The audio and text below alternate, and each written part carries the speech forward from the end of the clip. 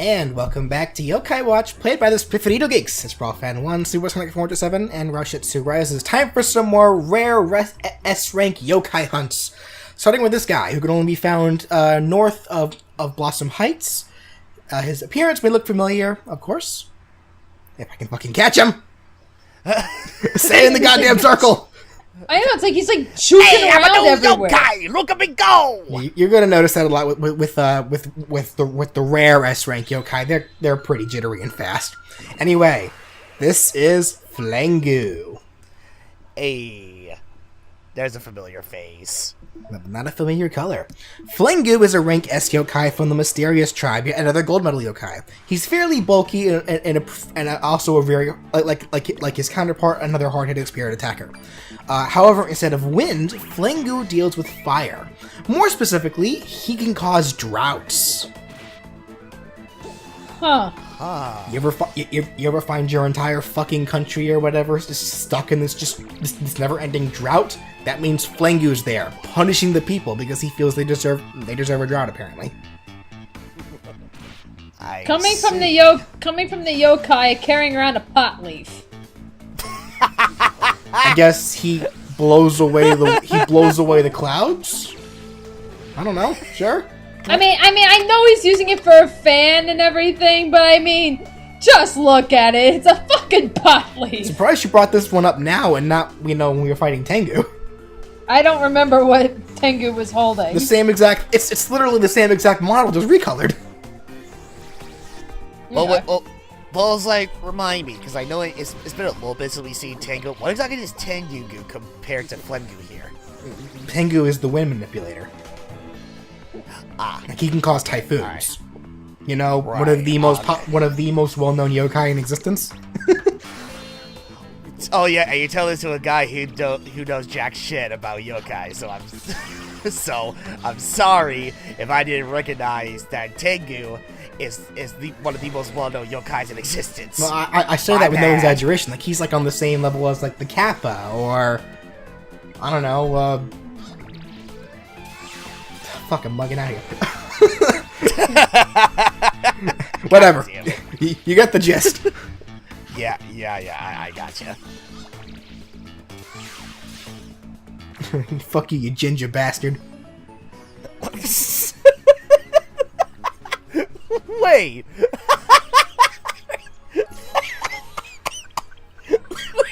Where did that even come from? He's a ginger. He has red hair. I befriended him first try, apparently, so sweet. Okay, that makes up for it. Flengu! Oh, good lord. Yes, well, it's like, according to South Park... Just so we know, there's nothing against being a ginger, alright? There's nothing wrong with that. Nah, but he's ginger and he's walking out in the sunlight, so according to South Park, he's a daywalker. Anyway, the next rare S-rank yokai can actually only be found at night during rainstorms. Hey. And this yokai actually is another one of my favorites. I was very tempted to have him on the final party, but we get him so late in the game, I just didn't bother at this point. This is Uncle Infinite. Uncle Infinite is a rank S yokai of the Heartville tribe, gold medal of course as well. Very bulky, he's also fairly absurdly fast and a very hard-hitting physical attacker. His punches are no joke. Uncle Infinite, there really isn't too much about him, unfortunately. Like I tried looking up as much sources as I can, there just isn't too much about him. All we know is that apparently he gets so fiercely angry and his scorn is so fucking malice that even Papa Bolt's scared of the guy.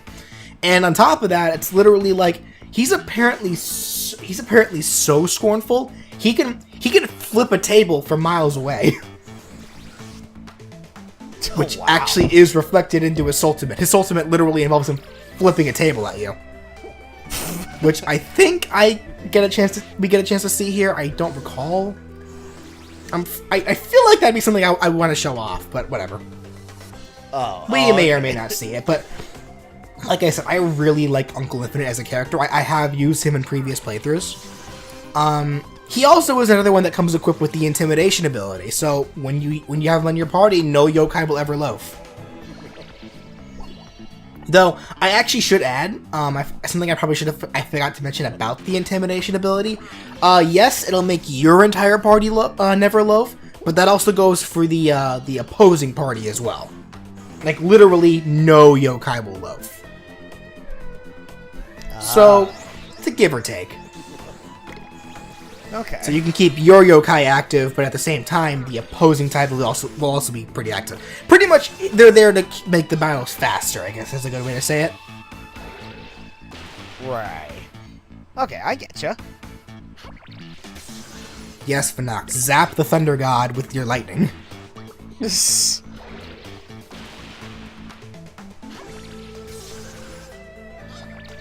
Fanox, stop that. I can do that too, asshole. Surprise! Yeah, Dragon Oh, Lord, I'm dead. Dragon Lord, I got a rock. It's a big rock. God damn it!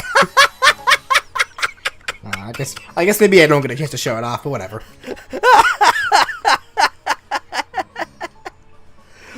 Oh God.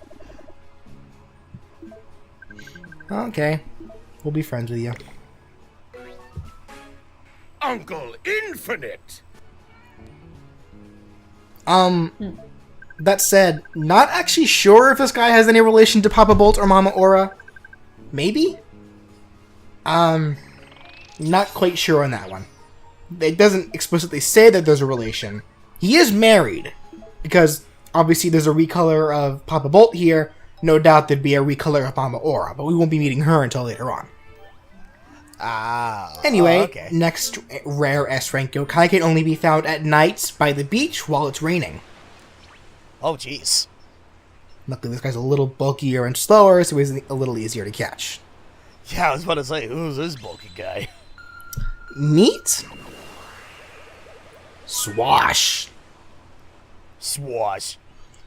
Swash is a rare gold medal S-rank yokai of the Tough Tribe. So he's just like Dromp, except he more dabbles in spirit attacking more than physical ones. He also does have this ultimate where he guards, so really, he's a better Dromp. Like, if you're gonna pick between one of the two, go for Swash. As for what Swash is, whereas Dromp is the embodiment of land, Swash is the embodiment of the ocean. That makes sense. Of course, that said, he's obviously a lot more powerful because there's more ocean than there is land on the Earth. But that's not all he does. He actually does have a more specific power. Apparently, he can inspirit people, and whoever he inspirits turns them into very cool and calm and very collected. You know, as calm as the sea. A very random power for something which should be as powerful as the embodiment of the sea himself, but okay.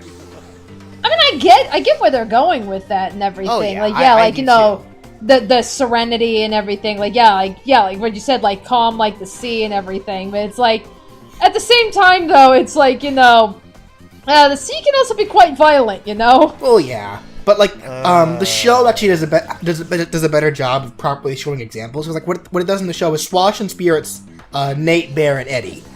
And, like, he makes them act very cool and collected, but a little too cool and collected. Like, at one point, a bird shits on Eddie's head. And Eddie's just like, whatever.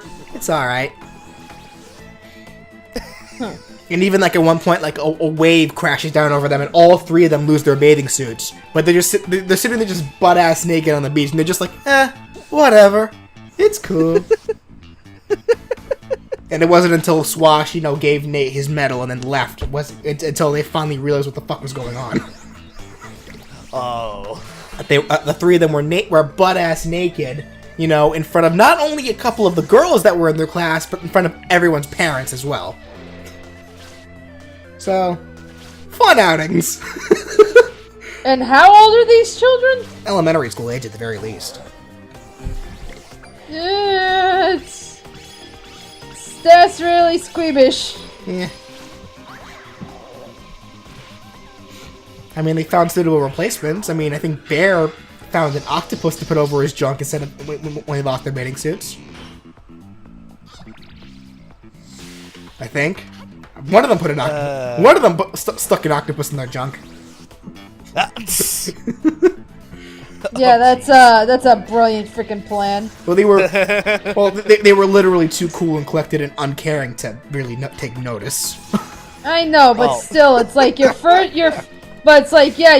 course of action. I'm going to stick an octopus on my dick. I mean, it's just. Have you seen the octopus teeth? I don't think you want that anywhere near you. I at least hope you don't want any of that near you. See, I know everybody goes on about the tentacle hentai and everything, but that's the dark side. That's the dark side of the hentai that nobody thinks about. Oh, God. Oh, thank God, it's over. It's like you want to have sex with that octopus? Yeah, enjoy the octopus teeth. It can't be any worse than vagina and dentata, I guess. But whatever. Your heart is wider than the ocean. Sure, whatever. Yeah, cool. Swoosh! Swoosh! Love it. Absolutely love it. That's that missed opportunities. I realize it's just a recolor of Drom, but they could have at least replaced the grass hair for like seaweed or something. Yeah, right? Or like coral or something. Yeah. Yeah, or something sea related. Yeah, seaweed or coral. Yeah, I strongly agree. Hey. On the way back to the Infinite Inferno, we got Static King. Sweet. Static King. May your cell phones and laptops never die. So yeah, you like to enunciate. I am a king. Duh. Oh well, but the Infinite Inferno does actually hold its fair share of rare gold medal yokai, including this dude. Oh hey, this is Azure Dragon, a rank S yokai from the Slippery Tribe of obviously the rare gold medal yokai of version of Dragon Lord. But whereas Dragon Lord, deals with the rocks and such, Azure Dragon holds domain over water. Now, once again, just like Draggy and Dragon Lord, who really don't have much in the powers of inspiriting, they're more so for their legends. Kind of the same with Azure Dragon here. He's described as a legendary dragon who apparently even actually surpasses Dragon Lord in power. Now, with that said, you'd think once I get Azure Dragon, I would immediately replace Dragon Lord for him, but sure, it's a dragon, but do you see anything green or rock related about this dude? I am sorry, but no. Sure, Azure Dragon may surpass Dragon Lord in terms of fightability and strength, but I am sorry, I'm sticking with my green rock buddy. Azure Dragon may be for you, but he is not for me. Right. We did get one of his dirty scales at least. Sure, why not? Yeah. that scale that we got last part, or the part before that, I forget. Yeah, the divine scale, which I explained when you equip that to a yokai, it makes it impossible for them. It makes them immune to its spirits. That dirty scale, if you fuse that with an item called I think it's like holy water or purity water or something like that, that'll make more divine scales. But right now it's just a dingy scale, and now we have Azure Dragon. Nice. Care to entwine our fates? Azure Dragon. Alright. The cousin Shenlong doesn't like to talk about. No. Oh, jeez. But that'll do it for this part of YoKai Watch, ladies and gentlemen. Or at least for another minute. What the hell else do we do for the next minute?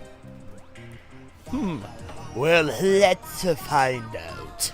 Probably explore. I think, this is the point where I do explore the remainder of the Infinite Inferno, actually, because as for the overworld yokai, we got them all. That's it. Oh, so okay. So you're basically just showing around like the rest of this area just for the sake of showing it off. Yeah, because this is a maze, and there are items hidden in the maze. Right.